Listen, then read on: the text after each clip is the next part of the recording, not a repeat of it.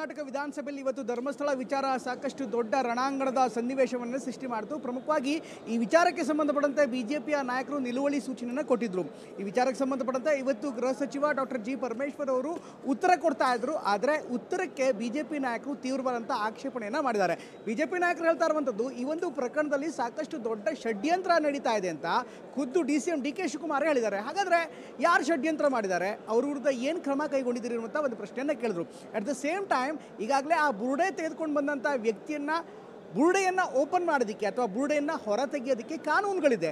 ಆದರೆ ಕಾನೂನನ್ನು ಮೀರಿ ಆತ ತಂದಿದ್ದರೂ ಕೂಡ ಅವನ್ನ ಯಾಕೆ ಪ್ರಶ್ನೆ ಮಾಡಲಿಲ್ಲ ಅಂತ ಬಿಜೆಪಿ ಕೂಡ ಪ್ರಶ್ನೆ ಮಾಡ್ತು. ಇದರ ಜೊತೆಗೆ ಧರ್ಮಸ್ಥಳದ ವಿಚಾರವಾಗಿ ಅಪಪ್ರಚಾರಗಳನ್ನು ಮಾಡಲಾಗ್ತಾ ಇದೆ ಅಂತ ಗಂಭೀರ ಆರೋಪವನ್ನು ಕೂಡ ಬಿಜೆಪಿ ನೇರವಾಗಿಯೇ ಕಾಂಗ್ರೆಸ್ ಹತ್ತ ಮಾಡಿದೆ. ಅತ್ತ ಬಿಜೆಪಿಯ ಎಲ್ಲ ಆರೋಪಗಳಿಗೆ ಗೃಹ ಸಚಿವ ಪರಮೇಶ್ವರ್ ಪಿನ್ ಟು ಪಿನ್ ಆನ್ಸರ್ನ ಕೂಡ ಮಾಡಿದ್ದಾರೆ, ರಿಬಟನ್ನು ಕೂಡ ಮಾಡಿದ್ದಾರೆ. ಈ ಒಂದು ವಿಚಾರ ಧರ್ಮಸ್ಥಳದ ವಿಚಾರ ಈ ಬಿಜೆಪಿ ಮತ್ತು ಕಾಂಗ್ರೆಸ್ ನಡುವೆ ಮಾತಿನ ಸಮರಕ್ಕೆ ಕಾರಣವಾಗಿತ್ತು.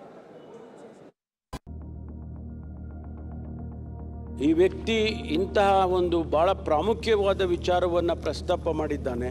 ಇಮಿಡಿಯೇಟ್ ಆಗಿ ಪೊಲೀಸ್ನವರು ಇನ್ವೆಸ್ಟಿಗೇಷನ್ ಅನ್ನು ಪ್ರಾರಂಭ ಮಾಡ್ತಾರೆ. ಯಾರ ಷಡ್ಯಂತ್ರ ಮಾಡಿರೋರು ಹೇಳ್ಬೇಕಲ್ಲ.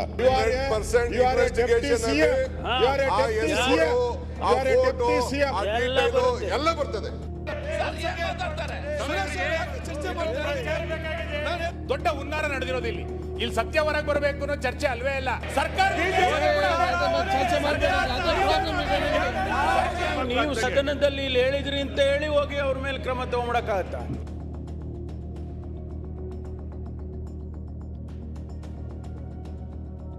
ಭಾರಿ ಚರ್ಚೆಗೆ ಗ್ರಾಸವಾಗಿರೋ ಧರ್ಮಸ್ಥಳ ಪ್ರಕರಣ ಇವತ್ತು ಸದನದಲ್ಲಿ ಭಾರಿ ಗದ್ದಲಕ್ಕೆ ಕಾರಣವಾಯಿತು.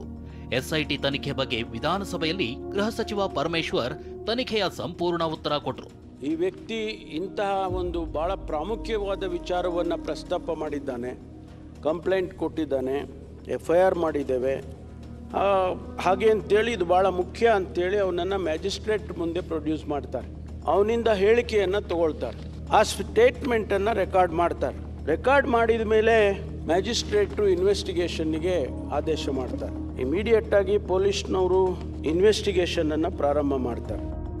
ಧರ್ಮಸ್ಥಳದಲ್ಲಿ ಪಾರದರ್ಶಕವಾಗಿ ತನಿಖೆ ಮಾಡಲಾಗಿದೆ ಅಂತ ಗೃಹ ಸಚಿವ ಪರಮೇಶ್ವರ್ ಹೇಳಿದರು. ಯಾರನ್ನೂ ಕೂಡ ಈ ಇನ್ವೆಸ್ಟಿಗೇಷನ್ನ ಡೈಲ್ಯೂಟ್ ಮಾಡೋದಕ್ಕೆ ಆಗಲಿ ಅವಕಾಶ ಕೊಡೋದಕ್ಕಾಗಲಿ ಇದು ಯಾವುದನ್ನೂ ಮಾಡದೆ ಬಹಳ ಫೇರ್ ಆಗಿ ಇವತ್ತು ಇನ್ವೆಸ್ಟಿಗೇಷನ್ನು ನಡೀತಾ ಇದೆ. ಅವನು ಎಲ್ಲೆಲ್ಲಿ ತೋರಿಸ್ತಾನೆ ಅಲ್ಲೆಲ್ಲ ಹಾಕ್ಕೊಂಡು ಹೋಗ್ತಾ ಇದ್ದೀರಿ, ಇನ್ನೂ ಎಷ್ಟು ಕಡೆ ನೀವು ಆಗಿದ್ದೀರಿ, ಇದೆಲ್ಲ ಪ್ರಶ್ನೆಗಳು ಇವತ್ತು ಬಂದಿದ್ದಾವೆ. ಅವನು ಇಡೀ ಧರ್ಮಸ್ಥಳದ ಪೂರ್ತಿ ಎಲ್ಲ ತೋರಿಸಿದ್ರೆ ಆಗಿಯೋದಿಲ್ಲ. ಆದರೆ ಈಗೇನು ಅವನು ಹೇಳಿದ್ದಾನೆ ಒಂದಿಷ್ಟು ಸಂಖ್ಯೆ ಎಲ್ಲ ಆಗಿದೆ. ಮುಂದಕ್ಕೆ ಹೋಗಬೇಕಾ ಬೇಡವಾ ಅನ್ನುವ ತೀರ್ಮಾನ ನಾವು ಮಾಡೋದಿಲ್ಲ, ಸರ್ಕಾರ ಮಾಡೋದಿಲ್ಲ. ಇನ್ನು FSL ವರದಿ ಬರೋವರೆಗೂ ಶವಶೋಧವನ್ನ ತಾತ್ಕಾಲಿಕವಾಗಿ ಸ್ಥಗಿತಕ್ಕೆ SIT ನಿರ್ಧಾರ ಮಾಡಿದೆ ಅಂತ ಗೃಹ ಸಚಿವ ಪರಮೇಶ್ವರ್ ಸದನಕ್ಕೆ ಹೇಳಿದ್ರು. ಆ ಸ್ಥಳಗಳಲ್ಲಿ ಅವರು ಅನಾಲಿಸಿಸ್ ಮಾಡಿ, ಕೆಮಿಕಲ್ ಅನಾಲಿಸಿಸ್ ಮಾಡಿ, DNA ಮಾಡಿ, ಹೌದು ಅಲ್ಲೇನೂ ಇರಲಿಲ್ಲ, ಏನೂ ಇಲ್ಲ, ಆ ಸ್ಯಾಂಪಲ್ನಲ್ಲಿ ಯಾವುದೇ ರೀತಿಯ DNA ಹ್ಯೂಮನ್ ಇದು ಬರಲಿಲ್ಲ ಅಂತ ಆದರೆ ಅದು ಬೇರೆ ಕನ್ಕ್ಲೂಷನ್ನಿಗೆ ಬರುತ್ತೆ. ಅಥವಾ ಒಂದು ವೇಳೆ ಅಲ್ಲಿ ಆ ಮೂಳೆ ಕರಗೋಗಿದೆ ಅಥವಾ ಇನ್ನೇನೋ ಆಗಿದೆ, ಆದರೆ DNA ಬಂದಿದೆ ಅಂತಾದರೆ ಅದು ಬೇರೆ ವಿಚಾರ ಆಗ್ತದೆ. ಅದು ಬರೋವರೆಗೂ, ಆ ರಿಸಲ್ಟ್ಸ್ ಬರೋವರೆಗೂ ಇದನ್ನು ಸ್ಥಗಿತ, ಮುಂದಕ್ಕೆ ಹೋಗೋದನ್ನು ಸ್ಥಗಿತ ಮಾಡಬೇಕು ಅಂತೇಳಿ SITನವರು ತೀರ್ಮಾನ ಮಾಡಿಕೊಂಡಿದ್ದಾರೆ. ಪರಮೇಶ್ವರ್ ಉತ್ತರಕ್ಕೆ ಒಪ್ಪದ ವಿಪಕ್ಷ ನಾಯಕರು SITಯನ್ನ ಯಾರು ಒತ್ತಡದ ಮೇಲೆ ಮಾಡಿದ್ರೆ ಹೇಳಿ ಅಂತ ಆಗ್ರಹ ಮಾಡಿದ್ರು. ನೀವು SIT ರಚನೆ ಮಾಡಿದ್ರಲ್ಲ, ಯಾರು ಒತ್ತಡದಲ್ಲಿ ಮಾಡಿದ್ರಿ ಹೇಳಲೇ ಇಲ್ಲ. ಒತ್ತಡ ಅಂತ ಹೇಳಿಲ್ಲ ಅಂತ ಹೇಳಿದ್ರೆ ದಯವಿಟ್ಟು ಅವತ್ತಿನ ಪತ್ರಿಕೆ ತೆಗೆದು ನೋಡಿ, ಒಂದು ವಾರದ ಪತ್ರಿಕೆ. CM ಮನೆಗೆ ಯಾರ್ಯಾರು ಪ್ರಗತಿಪರರು, ಈ ನಗರ ನಕ್ಸಲರು ಯಾರ್ಯಾರು ಏನೇನು ಹೋಗಿದ್ರು ಆ ಫೋಟೋಗಳೆಲ್ಲ ಹಾಕಿ ಅವ್ರ ಮನವಿ ಕೊಟ್ಟಿದ್ದಾರೆ. ಎಲ್ಲ ಯಾರು ಹೋಗಿದ್ದವರು? ಏನು ನಾವು ಹೋಗಿದ್ರಾ? ನಾವೆಲ್ಲ ಹೋಗಿದ್ದೀರೇನಪ್ಪ SIT ಮಾಡಿ ಅಂತ? ನಾವ್ಯಾರು ಹೋಗಿಲ್ಲ. ಒತ್ತಡ ಮಾಡಿದವ್ರ ಹೆಸರೆಲ್ಲ ಇದೆ, ಅವ್ರ ಫೋಟೋನು ಪತ್ರಿಕೆಯಲ್ಲಿ ಬಂದಿದೆ, ಅವ್ರು ಏನು ಒತ್ತಡ ಹಾಕಿದ್ರು ಬಂದಿದೆ. ಇಷ್ಟಿದ್ರು ನನಗೆ ಯಾರೋ ಹೇಳಿದ್ರು, ಪತ್ರಿಕೆ ಒಂದು ಪತ್ರಿಕೆಯಲ್ಲಿ ಬಂದಿತ್ತು, ಕಾಂಗ್ರೆಸ್ನ ಹೈಕಮಾಂಡ್ ಹೇಳ್ತು, ಅದಕ್ಕೋಸ್ಕರ SIT ಮಾಡಿದ್ರಿ. ಈಗೇನು ಹೇಳ್ತಾ ಇದ್ದಾರೆ, ಸತ್ಯ ಹೊರಬರಲಿ ಅಂತೇಳಿ ಮಾಡ್ತಾ ಇದ್ದೀರಿ ಅಂತ. ಅವರು ತಪ್ಪುಗಳೇನಾಗಿದೆ, ಸರಿ ಏನಾಗಿದೆ ಅದು ಜಗತ್ತಿಗೆ ಬಂದ್ಬಿಡ್ಲಿ, ಅವರು ಪವಿತ್ರರಾಗೋತಾರೆ ಅಂತ. ನೀವು ಹೇಳಿದೆಲ್ಲ ಸ್ಟೇಟ್ಮೆಂಟ್ ಎಷ್ಟು ಜನ ನೋಡ್ತಾರೆ? ಇನ್ನು ವಿಪಕ್ಷಗಳು ದೂರುದಾರನ ವಿರುದ್ಧ ಕ್ರಮಕ್ಕೆ ಆಗ್ರಹಿಸಿದಾಗ ಮುಂದೆ ಕ್ರಮ ತಗೊಳ್ಬಹುದಲ್ವಾ ಅಂತ ಪರಮೇಶ್ವರ್ ಗರಂ ಆದ್ರು. ಮುಂದೆ ಮಾನ್ಯ ವಿರೋಧ ಪಕ್ಷದ ನಾಯಕರಿಗೆ ಈಗ ಅಲ್ಲಿ ಏನೂ ಇಲ್ಲ ಅಂತ ಆಯ್ತು ಅಂತ ಇಟ್ಕೊಳ್ಳಿ, ಕಾನೂನಿನಲ್ಲಿ ಅವಕಾಶ ಇಲ್ವಾ ಅವನ ಮೇಲೆ ಕ್ರಮ ತಗೊಳಕ್ಕೆ? ಮತ್ತೆ ಅಲ್ಲಿವರೆಗೂ ಕಾಯ್ಬೇಕಲ್ಲ? ಅರೆ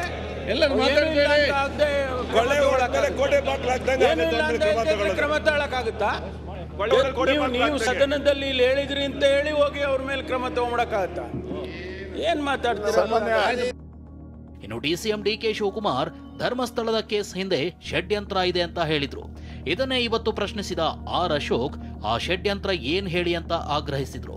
ತಾವೊಬ್ಬ ಮಂತ್ರಿಯಾಗಿ ಪ್ರಮಾಣ ವಚನ ಸ್ವೀಕಾರ ಮಾಡಿ ಸತ್ಯವನ್ನೇ ಹೇಳುತ್ತೇನೆ, ಸತ್ಯವನ್ನಲ್ಲದೆ ಬೇರೆ ಹೇಳುವುದಿಲ್ಲ ಅಂತೇಳಿ ಷಡ್ಯಂತರ ಅಂತ ಅವರಂತೂ ಹಾಕಿ ಅದನ್ನೇ ತೋರಿಸ್ತಾ ಇದ್ರು. ಯಾರು ಆ ಷಡ್ಯಂತ್ರ ಮಾಡಿರೋರು ಹೇಳ್ಬೇಕಲ್ಲ. ನಾನು ಹೇಳ್ತೀನಿ ಅಂತ ಹೇಳಿದ್ರೆ ಬೇರೆ ಹೇಳಿ, ಹೇಳ್ಬೇಕು ನೀವು. ಈಗ ಆಚೆ ಒಂದು ಸ್ಟೇಟ್ಮೆಂಟ್ ಒಳಗಡೆ ಒಂದು ಸ್ಟೇಟ್ಮೆಂಟ್ ಕೊಡಕ್ಕಾಗಲ್ಲ.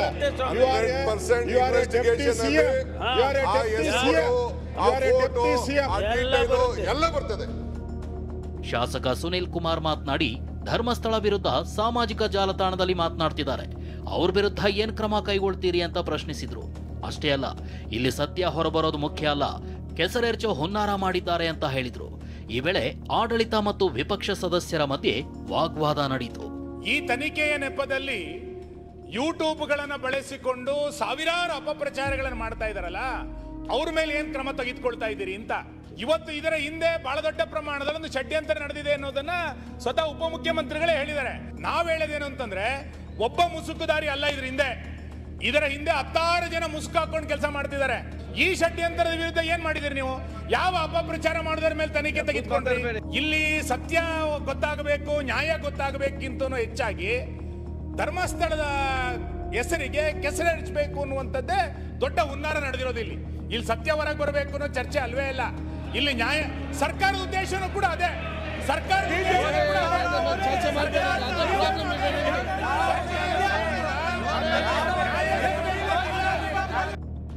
ಇದಕ್ಕೂ ಮೊದಲು ಜೆಡಿಎಸ್ ಶಾಸಕ ಕಂದಕೂರ್ ಅಂತೂ ಧರ್ಮಸ್ಥಳದ ಪೋಸ್ಟರ್ ಹಿಡಿದು ಮಂಜುನಾಥನನ್ನ ರಕ್ಷಿಸಿ, ಅಪಪ್ರಚಾರಿಗಳಿಗೆ ಶಿಕ್ಷಿಸಿ ಅಂತ ಪೋಸ್ಟರ್ ಹಿಡಿದು ಬಂದಿದ್ರು. ಸದನದಲ್ಲಿ ಗೃಹ ಸಚಿವ ಪರಮೇಶ್ವರ್ ಉತ್ತರಕ್ಕೆ ಒಪ್ಪದ ವಿಪಕ್ಷ ನಾಯಕರು ಇದರ ಹಿಂದೆ ಇರೋ ಗ್ಯಾಂಗ್ ಯಾವುದು ಎಲ್ಲವೂ ಬಯಲಾಗಬೇಕು ಅಂತ ಆಗ್ರಹಿಸಿದ್ರು. Bureau report, TV9.